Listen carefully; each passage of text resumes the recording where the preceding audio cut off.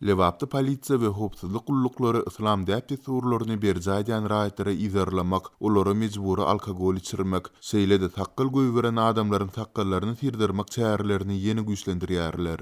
Azatlyk radiosynyň ýurdun Gündoğur welaýatyndaky habarçysy bu görnüşleri çäreleriniň ýylyň dowamında inçemede geçirilýändigini, ozalky ýedeklerden tapawutlykda indi howpsuzlyk güýçleriniň islam dini adatlaryny berjä edýänleri ýüze çykarmak üçin suwullary hem isçeň ulanyp başlandyklaryny belleýär. Habarçymyzyň 20-nji ýanwarda beren maglumatyna görä, häzir bu reýt çäreler Liwabyň esasan Farab we Çärje etraplarynda geçirilýär. Şu hepdäniň ortalaryndan bäri ýaşy 50 geçmedik islam adatlaryny berjä edýän günde namaz okuyan raýatlary ýerli jaý ulanyş edarasyna we arçynlyklara çagyryp düşündüriş işlerini geçirýärler. Howpsuzlyk güýçleri bu adamlary ýüze çykarmakda ýyla arasynda şugullyk maglumatlaryna hem bil baglaýarlar diýip efirde adynyň didar dilip tutulmagyny soran Farabyň 30 ýaşly ýaşaýjysy gurrun berdi. Habarçymyz polisiýanyň köçede takgaly täkel öten adamlary saklap polisiýa bölümine eltýändigi, olary dini ekstremist we wahhabist diýip şüphe bildirilýändigini hem belledi. Polisiýa darasynda kanun goraýjy we howpsuzlyk işgärleriniň paýy sözleri ulanyp adamlaryň mertebesini kemsitýändigi hem nykdalýar. Iş alada bilen bir hepde töweregi takgalymy sirmandym. Gora maskasy täkel asak düşdi, takgalymyň bardygyny görse bolýardy. Çarşembe güni Farabyň köçesinden barýar kam polisiýa işgärleri ylgap gelip takgalyň bar diýip polisiýa bölümine äkitdiler.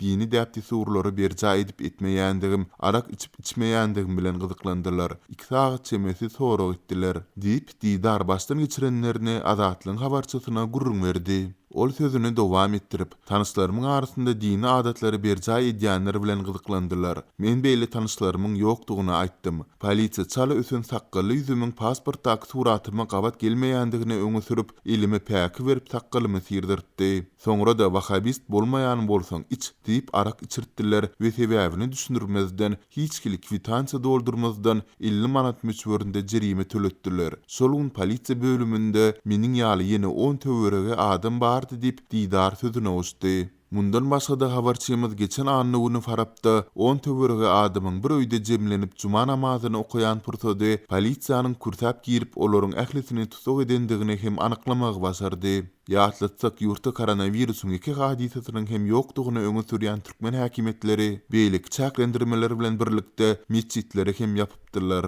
Saklanan adamlary karantin düzgünlerini bozmakda aýyplap, wagtlaýyn tutukhana äkitdiler. Olaryň ykbaly barada häzirlikçe maglumat alyp bolmady diýip, bu ýagdaýlary izarlaýan Faraply ýaşaýjylaryň biri habarçymyza gurrun berdi. Azatlyk radiosy bu aýdylanlar barada Liwap welaýat, şeýle-de Çärje we Farap etrap häkimliklerinden Milli Howpsuzlyk Ministrliginiň Liwapdaky bölüminden kommentariýa alyp bilmedi. Türkmen häkimetleriniň dil üstü bilen berýän görkezmeleri esasında amal edilýändigi aýdylýan raýatlaryň sakyl goýbermegine girdilen gadagynçylyklar indi ençime ýyl bäri dowam edip gelýär. Türkmen resmiýetleri bu gadagynçylyklar we olaryň sebäpleri barada ýylat köpçüligine açaçan düşündiriş bermeýärler. Bu barada döwlet mediasynda hem hiç zat aýdylmaýar.